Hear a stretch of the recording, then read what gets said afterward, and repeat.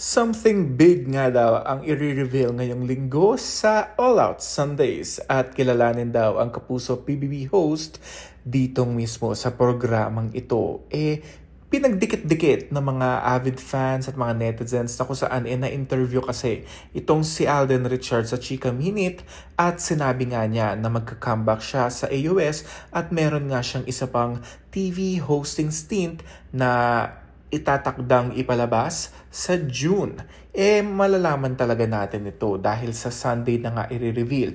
Pero may ilang mga netizens ang nagsasabi na si Alden Richards ito dahil comeback na nga rin ni Alden ang All Out Sundays sa darating na linggo. May mga nagsasabi din na baka Stars on the Floor ang hosting stint na i-host nitong si Alden Richards sa June. Kaya sabay-sabay nating malalaman kung si Alden nga ba ang Kapuso star na mag-host sa PBB Collab. Abangan natin to mga Kapuso. And that's it for now. This has been Jigo Manangan TV. Thank you for watching.